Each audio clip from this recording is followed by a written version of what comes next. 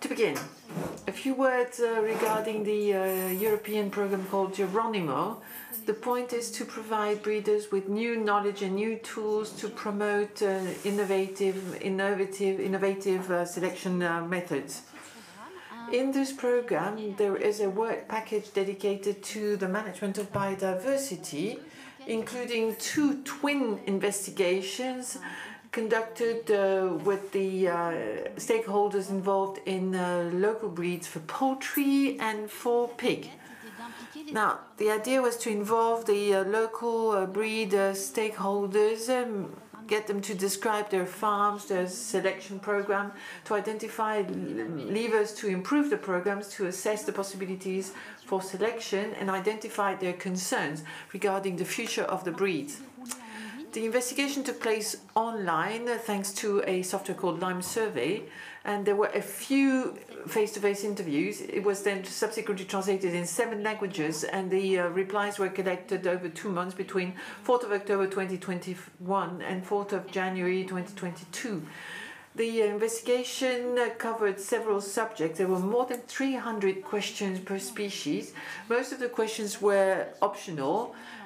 There was no obligation to respond. They would then appear on the screen based on the answer provided to the previous question, and the number of answers could change from one question to another, and you will see this on the illustration on the slides of this presentation. Now, today I'm only going to have a chance to share with you a small part of the results of the investigation regarding pigs. After cleaning the data, we ended up with 339 questionnaires for the sake of the analysis.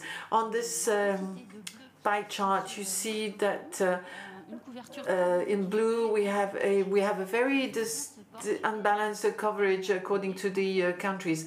Portugal and France, as you can tell from the pie chart, represent more than a third or close to a third of the answers that replies that we collected.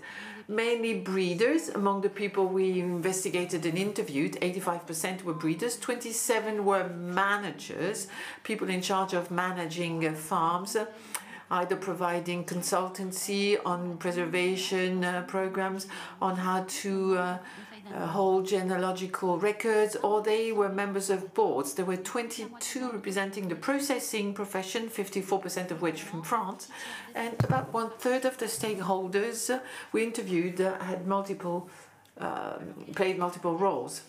The results of the investigation were presented in the form of percentages or standardized scores, ranging from 0 to 100. The calculation method is detailed in the paper if you're interested, but in summary, this allows us to have a better weighting of the scores and the ranking. Rank 1 for weak scores and 3 for high scores. Genetic conservation was the main motivation for the participants. Then we had the economic business with a slightly lower score.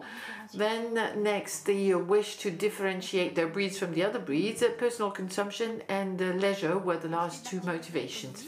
Regarding economic activity, in average, the participants derived 42% of their income from activity with local breeds. And this percentage varied enormously from one country to another, as you can surmise from the chart on the bottom. It's lowest in Croatia and Slovenia, and highest in France with 57% of the income.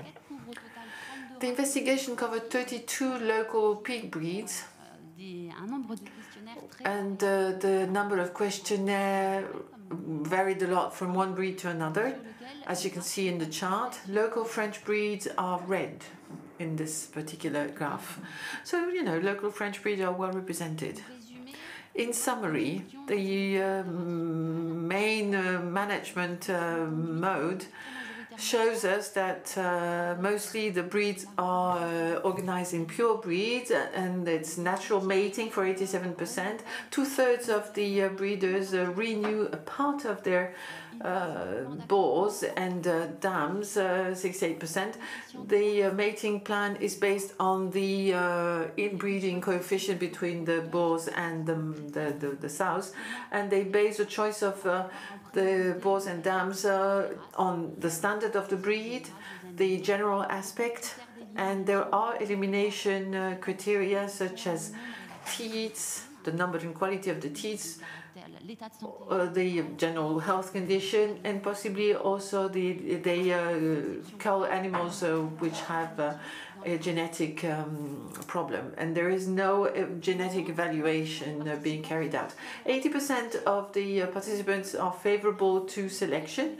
Mostly they look at the reproduction traits. So we have to be careful and take this result with a pinch of salt, because we're not absolutely certain that everybody understood the word selection exactly the same way.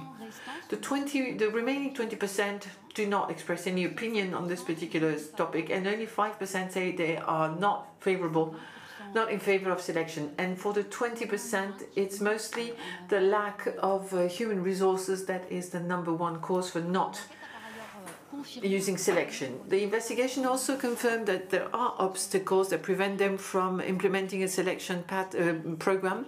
The small size of the farms, the average size of the breeding unit was 9 sows. The fact that they are not connected with each other because there is no artificial insemination, and most of the time the breeding farm will renew their own reproducing animals, and also the fact that the breeding methods are very different from one another.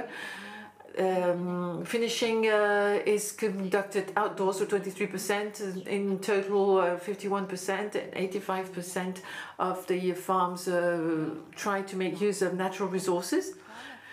And for local breed, in some of the farms, the data regarding selection programs are collected in a very incomplete and patchy way.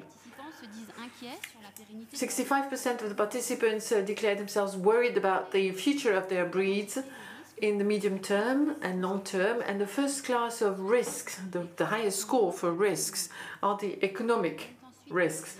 Next, we have anything relating to rules and regulations, especially the rules for standard implementation, crops, etc. Then we have the sanitary risks, and especially African swine fever, and also the risks connected with the contacts that the animals may have with the wild fauna. And then we also have inbreeding, obviously, and low performances, which may be sometimes an obstacle for some local breeds.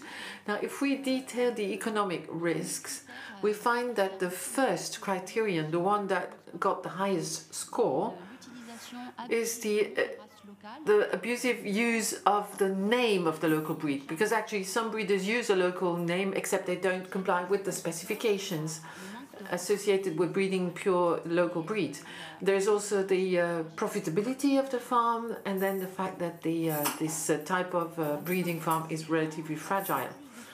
Most of the participants expect more support from the administration, and mostly they expect support to help them face some specific risks. For instance, they expect support that would encourage them to reach higher productivity, and also they expect support in order to fight against the abuse made by some breeders in the use of the local breed's name. I don't have time to go into more details. If you're interested, you can read the report, because the report is available for both investigations on poultry and on pigs. I mean, it will be available very soon on the GEroNIMO website.